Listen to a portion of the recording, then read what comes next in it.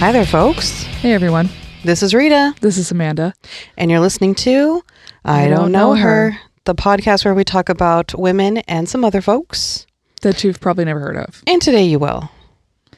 And Rita is a ghost whisperer. I'm going to ask you out there, do you believe in ghosts? Hauntings? Premonitions? Do you believe in premonitions? I do. Talk about it. I want to hear about your premonitions. It happens a lot in my dream state, which my dreams lately, like that's a whole nother thing. But I feel like there's this part of my brain, I don't know, that I tap into that I don't feel like everybody can. And one of my first ones, deeper state of unconsciousness. Yes. One of the first ones I had was I used to have this dream and I had it continuously. And it was like I was walking down a sidewalk. It was very kind of like green and lush and kind of, I could feel hot, like I was warm. And I go into like this clearing and there was a bunch of totem poles. And they were all like kind of Aztec figures. And I was like, I just remember the colors. I remember walking in and standing and there was like a circle and there was like a green plaza. There's people around. I had that dream all the time. And the first time I went to Mexico, we were exploring the downtown area and we walked and it was like watching a movie and I was like, I've been here. That's deja vu. And so then we walked in and it was that exact area. And I was like, what does that mean though? Well, I obviously, we don't really understand time. No. We have we created a system by which we measure time, but we don't actually know how time works, like the science behind it. We don't have any idea. And I absolutely think that there are so many people, millions who experience deja vu. I'm one of them. I've definitely had deja vu.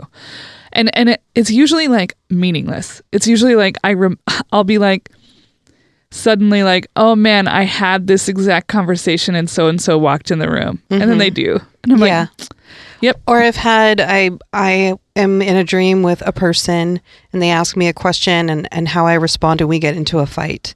And then that happens in real life. And then I'm like, oh, I said this. So I'm not going to say it this time. Yes. And you avoid the fight. Yes. I have definitely had a situation where I'm like, don't do that thing. And sometimes it's like and you still do it anyway. I've had that happen. I've had on Monday a weird, which has happened to me before. I'll just be doing something, I was at work and I was doing something with my hands and someone was behind me and it was a woman. It's always been a woman. And she went, Rita. And I turned around. I thought it was one of my coworkers like dicking around with me. Yeah. Cause we do that all the time. And I turned around and nobody was there. And I was like, what the fuck? And then it was that evening where Amanda was very upset about something and I called and talked to them. And another time where it's done that, I was playing with my Chihuahua because we had a Chihuahua growing up. And she said my name again. And I turned around because I thought it was my mom. And I was just like, that's weird. And something just told me, call your sister. And so I called her and she was going through some stuff. I've had another time where something literally physically yanked me out of bed. Like a ghost? Full on, was sleeping and something grabbed my ankle and tugged me. And it was like, I could hear in my head, like, wake up. And I was like, I was half asleep and I was like, leave me alone. I'm sleeping. And then it tugged, but to the point where my head slid off the pillow. And I sat up and it was like, wake up. And I was like, what is going on? So I had a family text thread and I said, hey, like something going on. Like, is somebody upset or what's the deal? Like, I had this really weird experience last night. I just have a feeling like something's wrong. And I did have one of my sisters come to me and tell me something really severe that they were going through. Oh, Jesus. And it was that night that they were going through it. So, Rita, are you coming out as a psychic? I think I'm just haunted. think I'm haunted. I don't know who this lady is, but she keeps like, girl, wake up. Yeah, maybe it's like some, sort of like guardian angel spirit type situation. I don't know. Like a relative from the long past who still watches over. I mean, so, last time our episode was about an atheist. Mm-hmm. I personally identify as an atheist. Mm-hmm. I do believe that like we're born, we exist, we do things, and then we die, and that's all there is. And we are like immortal in the way that we are remembered. And that, but I do believe in things like energy. Because we are like we're a living being, so we have science in us. Yeah, I mean we say that all the time, like that person's vibes. It's that feeling you get from somebody. Well, and then when we die, I believe that does get dispersed. Literally, like if you are buried, and as you decompose, your existence then becomes the fertile food for other things to survive and thrive. Mm-hmm. And so, I mean, I think that's kind of cool. I actually personally find the idea of heaven like real boring. Because the thing that makes life worth living is the challenge of it. Yeah. It's like if everything was easy all day, every day, and you never had to work for anything, and you just like sat on a beach with an umbrella and a nice cold drink, after a while you'd just be like, okay, the monotony has gotten to me. Now fucking what? And like no one has presented an alternative idea for like an afterlife that doesn't seem boring as shit. Mm-hmm. I'd rather go to hell. Seems like they're doing a lot down there. I think I uttered those words yesterday. I was like, I'm going to hell. I mean, like I don't actually, like if there are these like concepts of heaven and hell, obviously I would not want to be like toiling away in hot lava or whatever it is. Yeah. I had a premonition of somebody who had cancer before they knew they had cancer. So where does that fit in your worldview? Because you identify as a Catholic, right? Yes. So how do you fit that stuff, which is very like not Christian worldview? Yeah. I consider it a gift in a way, because to be able to hear that and be aware that somebody I care about might need me, because not everybody gets that. You go throughout your day and you don't think, oh, I should probably check in with that person. So when I do get that little like tap on the shoulder, like, hey, do you need to check in with so and so? I like it. Sometimes the energy that I feel or the presence isn't very nice. I don't like that one. Yeah. There's one that hangs around that's really mean. And I don't like it. Is that bad, Rita? Is that like the little devil on your shoulder? Something. It's very taunting. I don't like that. I don't play like that. But so I find it curious and interesting, and I'd like to explore that with you. So as someone who does identify as a Catholic, therefore a Christian, yeah, that's the kind of stuff that people would say is like witchcraft or satanic or what have you. So how do you reconcile your relationship to your Catholicism and Christianity to this like otherworldly spiritual thing that is interpreted, especially by the Catholic Church, as like heresy?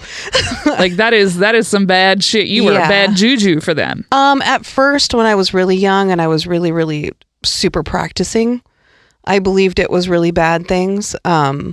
But going through a lot of stuff that I've gone through, and I do consider myself a Catholic. It is imprinted on me. I feel like it's part of my identity. I do believe in God. I do believe I talk to God sometimes. We've got a very short relationship though. Like we have issues. But I feel on my end, I feel like it's a blessing. I don't feel like it's scary. I feel like, and I know the Catholic Church or whatever they would say about it, but that's not me. I don't identify with putting a negative spin on it because that's so limiting. Right. And I don't want to limit myself. Like I said, when I feel the energy of the bad one, I usually talk out loud to whatever I feel like is around me. And I just like, be like, I don't want to play right now. That's what I say. I don't want to do this. You need to leave. Yeah, I find that super interesting and a unique topic to explore. You know, I used to study the church. I used to study Catholicism, not as a Catholic, but because of the way in which colonialism and Catholicism really wreaked havoc across the world. Mm-hmm. So I used to be in medieval studies specifically, and that transference from this Christian worldview, like away from the pagan worldview to the Christian worldview, and how Catholicism sort of like, you know, did so through violence and shame and guilt, and yet we still had people who were like, but I still feel this way, I still have this connection, and how, you know, I think that's why I've always struggled with the idea of imposing religion on cultures and things like that. Like that idea that, you know, there's so many indigenous tribes that were forced into Catholic boarding schools and have become Catholic, but then like also they want to practice, you know, now a lot of people have then rediscovered traditions and ceremonies that would be considered heretics. Like that's not cool with the Catholic Church. It is not a fun place to reside. I'll say that as a person of color. Also a queer person. Because I feel, I guess I would say, lost in the mix of it. Yeah, it's like you're somewhere in a liminal space. Yeah, like I can touch on this and I can touch on this and I can touch on this, but nor shall the three meet kind of thing. And it's not fair to me. That's why for myself, I try to stay open-minded and not close those things down. A lot of people in my family experience these same things. And I definitely feel like it, I don't know if this makes any sense, but it connects me to space, like that I'm in, like, because I can feel things. And I feel like that was probably something that my people a long, long time ago could do. And I feel like I still have a thread of that in me. So I don't want to snuff it. But if it starts to feel like something's trying to fuck with me, I'm like, okay, you need to leave my space. You're going to put it away. Yeah. Well, I think that's a cool conversation. I'd love to hear what other people, like, what their experiences are. So if you have something you want to add to this conversation, you know, throw it in the comments or send us some messages on Patreon. I could talk about it all day because I've had so much shit happen to me. So much. And also, we put out a call on our Patreon about, like, what is it that our Patreon subscribers would like to see more of in season 4. So now that we're having this conversation about spirituality and our relationship to the world, if that's something you're interested in, a topic you'd like us to talk more about or explore, please tell us. Or if you're like, never talk about this again, please tell us that too. That's if you hear a voice, check with your people. That's the moral of the story and the lesson. So you have a person for me today, correct? I do. Who do you have? Alrighty. I'm a little rusty. Okay. This is my first one. I'll help you through it. Okay. Have you heard of Annie Smith Peck? Peck? Peck. P-E-C-K? No, I don't believe so. She's a mountaineer. She's a professor. And she did the most scandalous thing ever. She wore pants. Oh, no! Pants wearing. Pants! Throw her in the fire. Blasphemer! Annie was born on October 19th in 1850 in Providence, Rhode Island. Oh, it's like real close to the witch territory. Oh, yeah. Her parents were Anne and George Peck. They had 5 children, 3 boys, 2 girls, and Annie was the youngest. Her sister died as an infant, and Annie was left with her 3 brothers and her parents. They were pretty, I wouldn't say well off, but they were comfortable. Like middle class. Upper middle class, maybe. Her brothers, she said, were the first ones to instill in her a sense of competitiveness. Well, that's not. I could understand. You were just talking before we started recording. Rita was just talking about how competitive her son is. Seems right. Yeah, definitely. I wonder where he gets that from. Yeah, couldn't be possibly from you. It all starts at the dinner table because you got to get a chair because if you don't eat. Oh yeah. You gotta get the food. Trip your brother while he's running down the stairs. Push your sister's side. Hit your other sister's windpipe. You're over there throwing bows to get dinner. Yeah, my stepdad used to talk about like he was one of 13.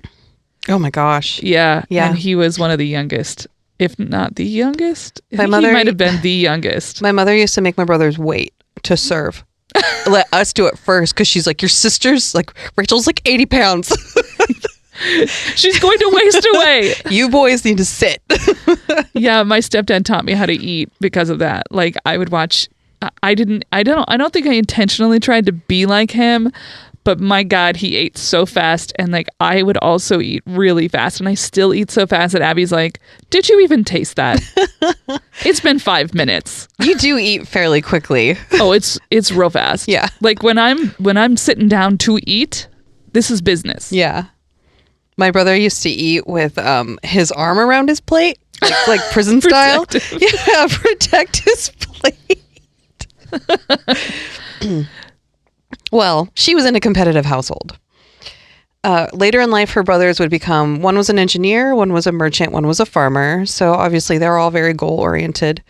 As a young girl, she attended Stockbridge's School for Young Ladies. She was an avid reader. She followed the writings of you might know who this is, a suffragist named Anna E. Dickinson. I do. I had never heard of her. Yeah.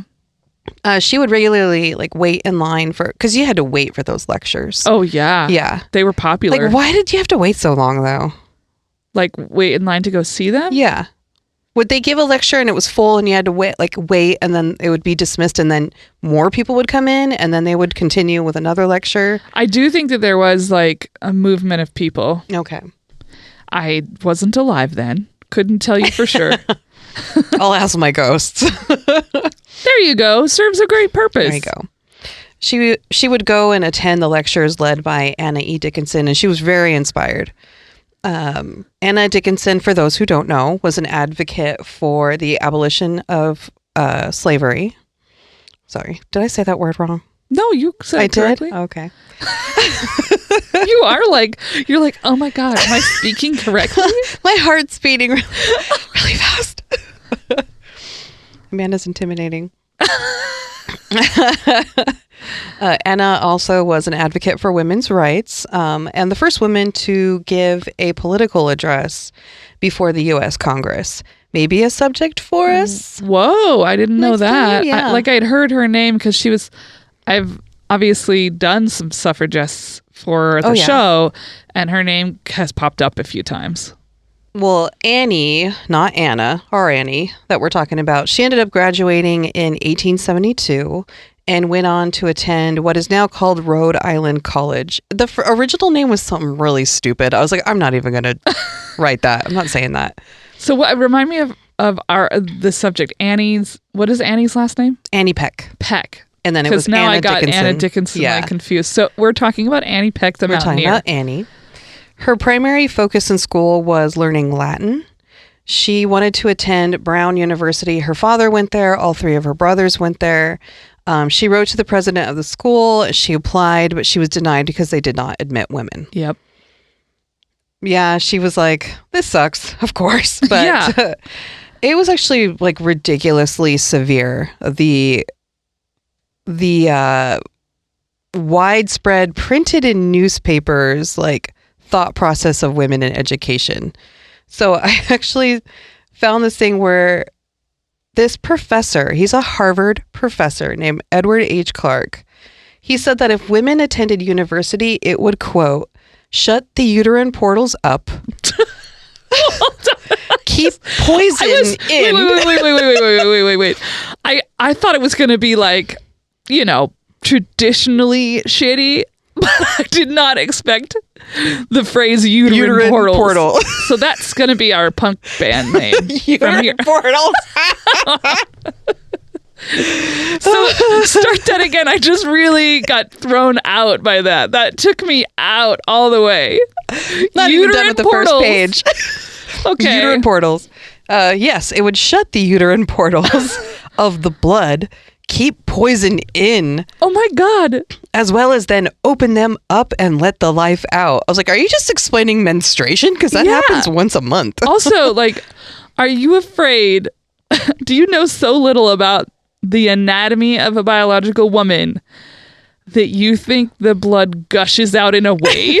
Like, what do you think is happening? And he's in Harvard. Yeah, well, he sounds like a lot of anti-vaxxers today. Yeah. Oh, yeah. And like there was literal articles printed of people saying, if women use their brains to focus on education, it'll shut down other parts of their body and our nation will become childless. Yeah. Oh, yeah. If I read, turns out, can't give birth. Yep. Reading, you've heard it here first. Reading makes you infertile. Yes. He believed people would go sterile and everyone would die. This is weird. Despite the risk of going barren, she and getting denied from Brown, she ended up finishing her education at the Rhode Island College and decided to pick up and move. She's like, I'm out of here. It was a little bit of a rough start for her because her parents, obviously she's not married. They don't want her to leave. She leaves anyway. She wanted to live on her own and she wanted to be a teacher. So she moved to Saginaw, Michigan. I hope I said Saginaw right. Or is that right? Yeah, I believe so. But they'll let us know. They always do. She found a job as a math and language teacher. She also wrote to the president of the University of Michigan. That college had begun to admit women that year. So she applied and she was able to be enrolled in school. She was accepted probably around the late 1870s. So is she teaching at the same time she's going to school? Yes. That's impressive. So while she's in school, she is working. Annie has a desire to travel. She wants to go to Europe, possibly attend, right? She wants to attend also like other schools overseas to see what they have to offer. Her mother and father had been supportive, but her mother was like really worried because she's 27. Oh, and not married. And not married. And no children. And she wants to travel.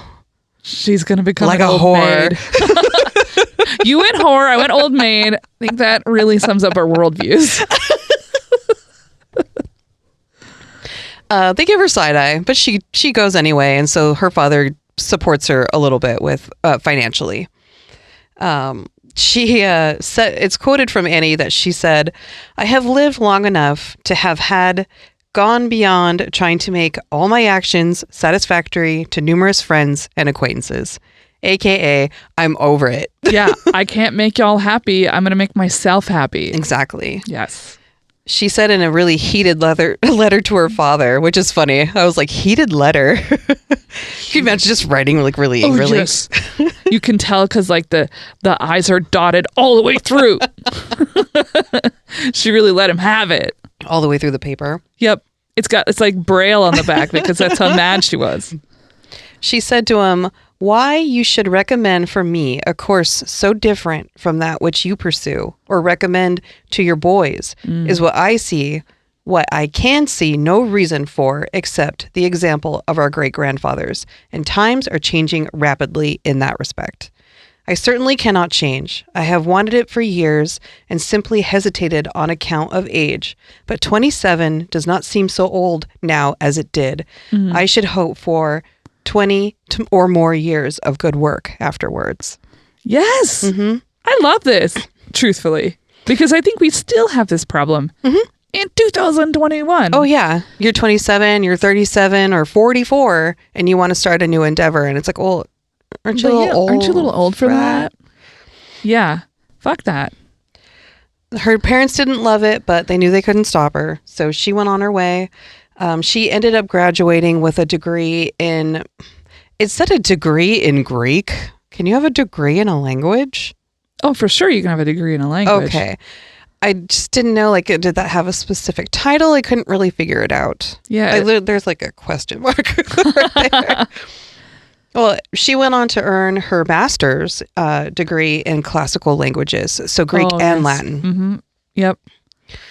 From around 1881 to 1883, she taught Latin and speech at Purdue University. Wow. She wanted to continue her studies over in Europe, so she did. And in 1884, she traveled to Germany, and then she went to Athens, Greece. In Greece, she applied to the American School of Classical Studies and was admitted, making her the first woman to ever be accepted there. Impressive. Yes. I mean, just learning Greek and Latin so well that you could like teach it and travel the world. That's pretty... Yeah. That's it's really impressive. Goal ultimate. While she was abroad, she spent a lot of time outdoors and started to fall in love with hiking. Her hiking led to her doing small mountain climbs, which she really loved taking in the scenery. She loved how beautiful everything was. She loved being out in nature. And she actually was surprised that she could, she was in really good shape. She could handle it. And also when I say that she was surprised is because most women at this time had to hike in full skirts and long blouses. No. Mm-hmm. Oh my God. Can you imagine? I wrote, so imagine the most uncomfortable outfit while you're hiking with men who are wearing comfortable clothes and then being called weak and because you're overheated and you're out of breath. So after top surgery, you have to wear this compression vest all the time. Mm-hmm. So all day long, and actually for the first few weeks, you have to even sleep in it. Because what happens when you get the surgery is that your skin is pulled away from your tissue, so it has to reattach to your chest wall. And it takes 8 weeks for it to fully reattach. Mm-hmm. So you have to wear this compression vest in order to tight. Keep it. And let me fucking tell you, I have to wear this thing and it irritates my skin, so I also have to have a tank top underneath it. So I have a tank top, I have a compression vest, and then whatever clothes I'm wearing for the day. And I am fucking hot all the time. And I have a hard time. I was trying to walk with a friend yesterday, and I could not keep up because my ribs hurt all the time because of how tight it is around my ribs. So no, I could not. I mean, those people have no idea. This is not a corset, but I imagine it's similar. Can you imagine? You're being limited. And those skirts were so heavy. Yeah. And you had to wear crinoline underneath. All the layers. Oh, I'd be the stuff that they had so to wear. Hard. Yeah. Disgusting. So at the same time, women were actually being arrested for wearing pants. One woman was arrested because she was wearing pants riding a bike. I mean, we've talked about that before. Yes. Riding a bike and then wearing pants as well. Yeah. Was against the law. Mm-hmm. So women who wanted to hike, climb, explore, just accepted the fact that they had to wear dresses. And I couldn't imagine having to weigh those options. Yeah. Do I want to go and do the things that I want to do, but I have to be restricted, or do I just not do it? Potentially pass out from lack of... And fall down a mountainside. Yeah, from lack of oxygen because you can't breathe properly in your clothing, or being overheated and passing. I mean, that's literally, you're like, hey, I could go out hiking and do this thing I love, but potentially I might die because I'll lose my breath. And how many women said, I'm not going to do it. Yeah, or society looks down on you, so you wouldn't do it anyway. Mm-hmm. Yeah, it's not a choice. It's not a real choice. Well, I have a little clip from American Masters on PBS. They did a little thing about Annie. It's narrated partially by Juliana Margulies. I know. So I'm going to play a little clip for you. She's sexy. And really, she just looked at it from a safety angle and thought, why not use the same safeguards that men are using? Step by step up the rocky walls, where so many travelers have lost their lives, it was indeed a moment of satisfaction to stand upon the famous peak, more than 14,000 feet above the sea. Okay, just to be clear, she's not hiking. That is not hiking. That is climbing. That is mountain climbing. Yeah, she has the boots on with the, what is the ice pickaxe? Yeah, it's like an ice pickaxe. Mm-hmm. She's doing some real legit climbing, and they showed it's all the thing that I just watched is animated, so you don't see but they had real photos interspersed. And there are these women in these like incredibly long skirts walking across like a log that's over a fucking like huge break in the earth, and there's ice, and there's rock slides. And it's not like I'm sure they weren't allowed to wear like hiking boots under their skirts. They were probably having to wear like dress shoes. Some of them are losing their lives doing this. Yeah. This is insane. Yeah. Well, she started with the hiking, and then, like I said, she was surprised she could go through with it. So she steadily starts doing more and more severe, to the point where she is, more full on challenging. mountain climbing. So she did decide to free herself up. She began wearing knickerbockers while she hiked. It helped her not become just a hiker, but a climber.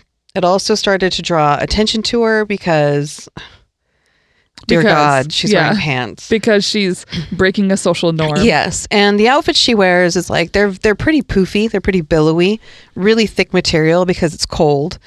And then she wore boots, which she turned upside down, and she put like these metal tacks on them. So she hammered those in. And then she wore just like a really like long kind of tunic looking thing with like a collar and like a hat. And that was it.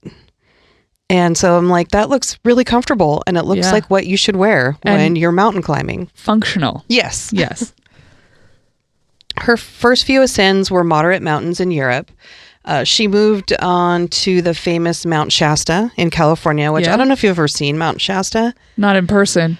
Oh, you turn a bend, and it's like this wall of mountain is like in your face. It is huge. Like, I was in awe of it. I'd never seen a mountain like that. And I'm from Washington. Yeah, Mount Rainier is enormous, but I think Shasta's bigger. The elevation on that one was 14,380 feet. And she ascended to the top. Wow. In this year, Annie is 38 years old. And she is hooked. She's like, this is it. This is what I want to do. All the money she had earned and saved as a teacher went to funding her next climb. She became a professor at Smith College and taught Latin, but she was making lesser money than her male colleagues. Obviously. Yeah, and her brother's a teacher too, and her brother makes way more money than her. So she was like, you know what, I need to find a better way. Like, this isn't going to happen for me, and I need money so that I can go climbing. So she decided to hit the lecture circuit. That way she could travel, she could work, and then also climb. She could do it all. Smart. She reached the summit of Cape Misenum in Italy. I hope I said that right. Misenum? Misenum? I don't know. Cape Misenum. It was a smaller mountain, but very steep. She hiked mountain passes in Switzerland, one which was the Theodule Pass, which reached to 10,000 feet. While in Greece, she climbed two mountains there, which ranged between 3,000 and 4,000 feet. She moved further and further from teaching, and she eventually quit teaching. She went full-time for lectures and presentations, and then she also started lecturing about climbs. Yeah. So she started writing for newspapers, magazines that were looking for like exciting tales to put in their newspaper, because obviously that was a source of entertainment for people. Absolutely. I still love to read those kinds of things. Oh, yeah. Like Outside Magazine, I used to have a subscription to that. A friend got it for me, specifically because I liked reading those stories, and like, yeah, it's fascinating. She sometimes would fluff up her stories a little bit, because you have to. You got to. You got to put some padding on interested. it. She would make it seem like way more treacherous than it was, but still, she is doing these climbs. She is putting in the work, but she needs to make some money. Make that bread. So probably one of her most famous climbs was in 1895. She and another mountaineer named Lucy Walker ascended the Matterhorn, which is a mountain between Switzerland and Italy. Yeah. It reaches a peak of 14,692 feet. I think Abby, when she was in Switzerland, has a photo with that in the background. Oh, cool. And it's really cool. I guess she saw it from a train and she was like, yeah, I'm doing that. Yeah. Yeah. She got a ton of press about it, but it was overshadowed with the fact of it was because of what she was wearing. Wait a minute. It became more important that she was wearing pants than that she had ascended Matterhorn? Yeah. Okay. Her and Lucy. Gosh, And so she I'm trying was to remember like super this bummed. Lucy Walker person. Have you seen a photo of Lucy? I have not seen a photo of Lucy. I can't. It must not be the same one. I feel like there's a Lucy Walker that I've heard of that is a black woman. Oh. So that's why I was wondering. No, I didn't see a photo of her. Oh. So I'm wondering if they're the same or if I'm just crossing my wires. Her outfit drew so much attention that it was even a topic of debate written in the New York Times on the question of what women should do and what they can aspire to become. So it was like this debate, like, oh yeah, should they, shouldn't they? Should women be allowed to think? Let's talk about discuss. it. But only men get to talk about it. But she was, she was proud of herself, but then it just became all about her clothes, and that kind of, rubbed her the wrong way. But then she kind of thought, well, press is good press. She also, too, really liked spotlight. Yeah, well, I mean, as long as people are talking about you, you can still make money. Yeah. I mean, this is like, I'm like thinking about influencers and shit. Oh, yeah. Any press is good press. Yeah. And also like the idea that you would present a little bit more polished version of what you've done rather than the truth, Yeah. that is a little less glamorous. Moving on, she climbed the Pico de Orizaba in 1897. This one was a whopping 18,406 feet. Where is that one? This is in Mexico. And she's 47 at this time. This was the highest ascent in the Americas ever made by a woman. That's incredible. With all of her accomplished climbs and having created a name for herself, Annie decided to apply to enter Britain's Alpine Club. It's one of the world's most recognized and prestigious climbing clubs. She was swiftly denied because they did not accept women. Okay. But what does that have to do with climbing? What does that have to do with climbing? And she's more than proved herself. Yeah, she's earned it. Done these things. Like, what does it matter? Throughout her career, Annie said that she was in a continuous power struggle with other male climbers. Many say she lied about her climbs, her times. They didn't take her seriously. Sometimes when she would climb in a group, they were all exhausted and they would reach a camp and they would set up, they would all sit back and say, "You're cooking dinner." No. Yeah. So she's exhausted. No. And she would have to cook. Fuck them. Yeah. So despite being rejected from the British Alpine Club, Annie wasn't having that. So she made her own damn club. That's right. In 1902, Annie and 3 other accomplished female climbers, one of them was Fanny, and I think the other one was Lucy, with a man named John Muir. Yeah, John Muir.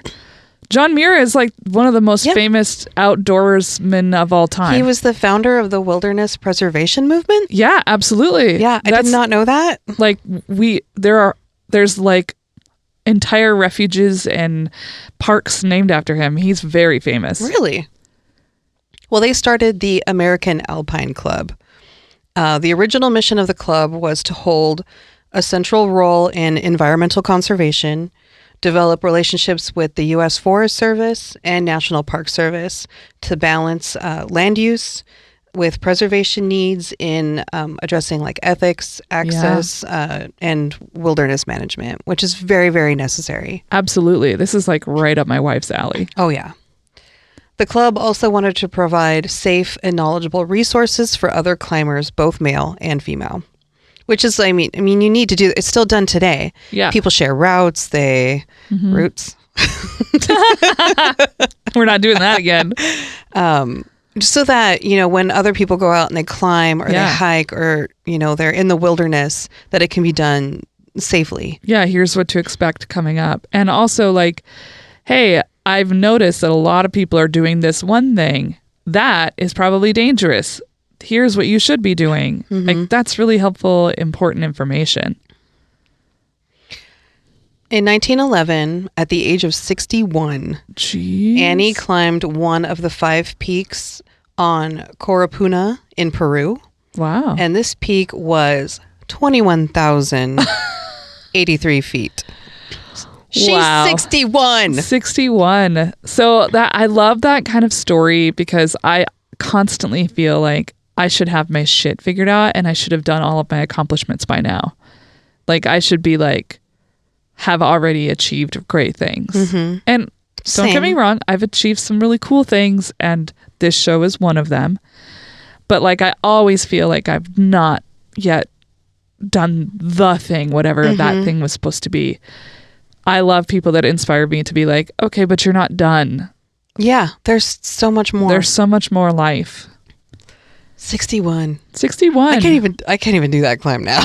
Obviously. It would take me years just to be able to like be in enough shape to do one of the smaller ones. Oh yeah.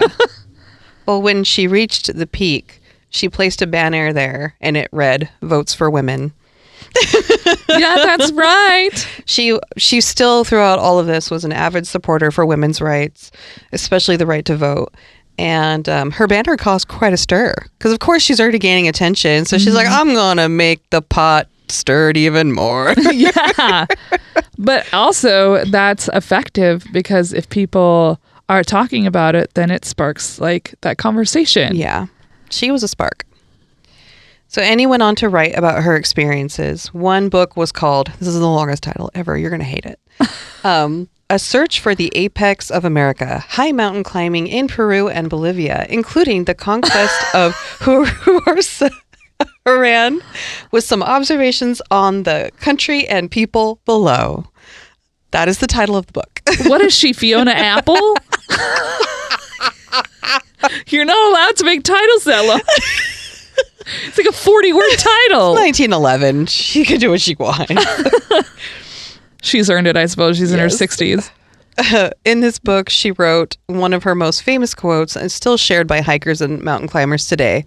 "My home is where my trunk is," which I love.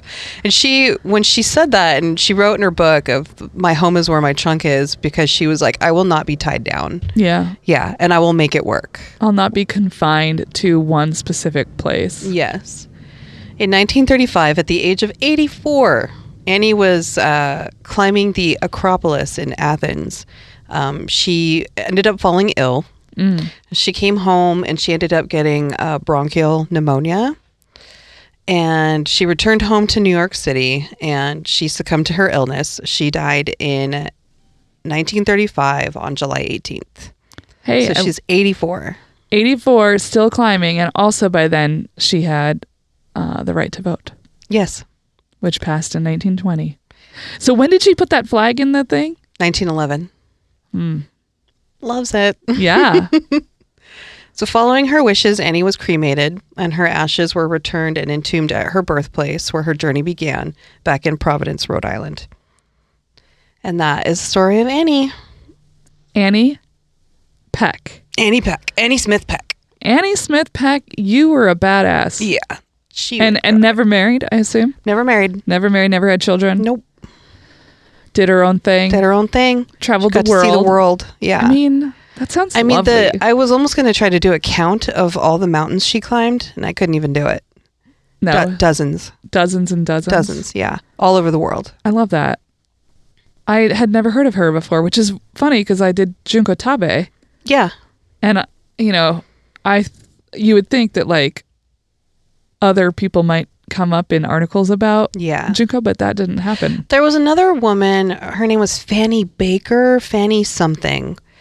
And her and Annie kind of had like this little rivalry. A little rivalry? Yeah. You gotta have a rivalry. Well, Fanny, so it was interesting. Fanny had a husband and they were super rich. Oh, so she could fund all her climbs. She funded all of it. They had the best gear. They had people that went with them, like a team and all this stuff.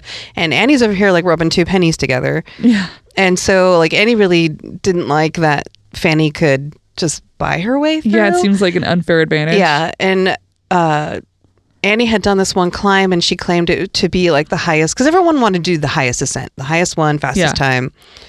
And Fanny didn't believe that she did it that fast. So she hired a team to go and measure Annie's route that she took. Wow. Yeah. And it's taken it to a whole other level. She spent, they said, on like around what would be like in our money these days, like $33,000 to hire this team to go measure. To double check. It turned out that Annie had fallen short just so that Fanny could prove that she still had the highest descent. That is wild. I know. But did you hear that story? Actually, it's like really made some waves in the mountaineering community. Mm-mm. I don't know who decides. I don't remember the name of the organization, but I read this like really long article in Outside Magazine about how they have moved the ascent line on Mount Everest. Mm. And so now all of these people who have like, summited the mountain, their records and stuff are void. And so like there's all of these like really intense, angry debates about like, what does this mean? Whoa. And it's like a matter of 12 inches. What did they move for? Was it a safety reason or? No, it had something to do with like everybody just stopped at this one point, but it's not actually the top. It's like 12 more inches or whatever is the actual top. So everybody put their like thing in this one spot. It's I am not doing this article justice. It is, even if you're not into mountaineering or whatever, it is so fascinating to hear about these people. Oh yeah. And there's this whole other separate thing that the article talks about people who fake going to Everest. What? Like they like Photoshop. Oh my God. Well, I believe that humans are fickle pickles. Yes. And it's a really good article. Highly recommend it. And if you're into mountaineering, I think you'd be interested in it. And even if you're not, if you just like a story of wild ideas and people getting so mad. I stumbled upon Annie because I found an article of, what was it called? Women who do scary shit or something like that. Because I mean, she was out there. Like you can't even describe like how treacherous it was. Yeah, honestly, I didn't quite understand like what mountaineering really was. I thought like, oh, you just hike to the top, whatever. Like I've done lots of hiking. I could probably do that. And it wasn't until I had seen like actual footage and photos of the kinds of things people are doing. Like, oh yeah, it is like sheer ice sheets that like go hundreds of feet down. Like if you slip, you're gone. You're absolutely going to die. And like you're at 11,000 feet. The oxygen is thin. You can't breathe. You have to have an oxygen tank. Like, oh yeah, this is very dangerous. Even if you get to the top and you go back to the bottom, you could have damage in your brain and your lungs and die anyway. Yes, permanent. Yes. Permanent damage in your brain and your lungs for the lack of oxygen. Like it is a very dangerous hobby, sport, or whatever you want to call it. I'd call calling in the case of her. Yeah.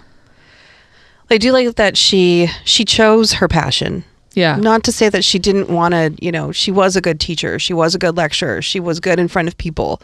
But what she wanted to do is she wanted to climb. Well, and I love that she did that like later in life. It was like, what did you say, 38 when she decided to start climbing? Yeah, she didn't start doing like real treacherous climbs till her late 30s. Yeah.